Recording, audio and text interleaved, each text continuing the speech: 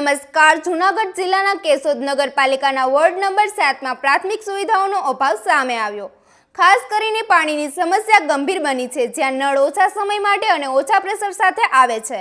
મહિલાઓને પાણી માટે વલખા મારવા પડે છે, જ્યારે ઉનાળામાં ટ્રેક્ટર પર નિર્ભર રહેવું પડે છે। રોડ રસ્તાની ખરાબ સ્થિતિના કારણે ધૂળની સમસ્યા યથાવત છે। સ્થાનિકોનું કહેવું છે કે નગરપાલિકામાં રજૂઆતો છતાં કોઈ પગલાં લેવામાં આવ્યા નથી।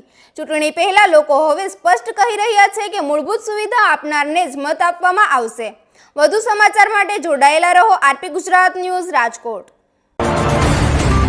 મારું નામ આશાબેન શૈલેષભાઈ પારેડી છે।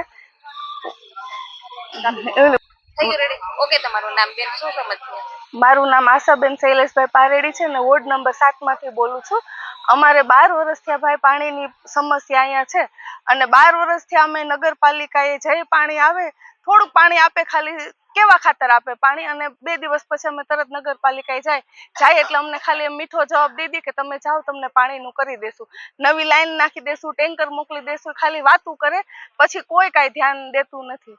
અને લાગવક આવે હોય ને એને જ મળે છે, નોર્મલ માણસને નથી મળતા ટાંકા, અને એ નોર્મલ ને તો કાંઈ પાણીની કાંઈ વ્યવસ્થા જ નથી, ખાલી પાણીની રાહ જોવાની હોય, બાકી છે ને જે પ્રાઇવેટ પાણી મળતું હોય ને એ લેવાનું આવે।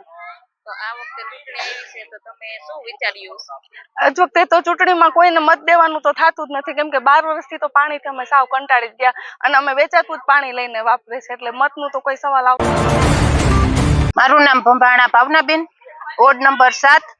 અમારે અહીંયા પાણીની સમસ્યા છે, પાણી અમારે આવતું જ નથી, અને પાણી આવે ને તો 7 દિવસે પાણી આવે, એમાં 1.5 કલાક કે 2 કલાક પાણી આવે અને મોટર ચાલુ કર્યા વગર પાણી મળતું જ નથી અમને, અને એ 7 દિવસે પાણી આવે એટલે ટાંકો ખાલી હાવ થઈ ગયો હોય તો પાછું પાણી આવવાની રાહ જોવી પડે, અને અમારા આગળની જે શેરી છે એમાં વગર મોટરે પાણી બીજા માળે પૂગી જાય, અમારે આ લાઈનમાં પાણી જ નથી મળતું। અને જ્યારે ચૂંટણી હોય ત્યારે બધા આવીને કહી જાય કે અમે તમને પાણી દેવું ને રોડ બનાવી દેવું, કોઈ કાંઈ કરતું નથી। એટલે અમારો એ એક આખી સોસાયટીનું નક્કી કરેલું છે કે અમે કોઈને મત દેવાના નથી, અમારો રોડ અને પાણીનું સમસ્યા જો પૂરી થાય તો જ મત દેવું, નકર અમે કોઈને મત દેવાના નથી।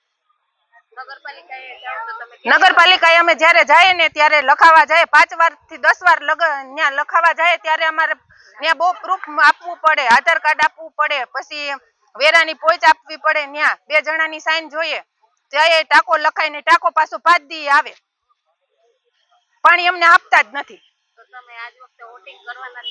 અમે વોટિંગ કોઈને કરવાના જ નથી, જ્યાં અમારો પ્રશ્ન સોલ્વ થાય તો જ અમે વોટિંગ કરશું, નકર નથી કરવાના।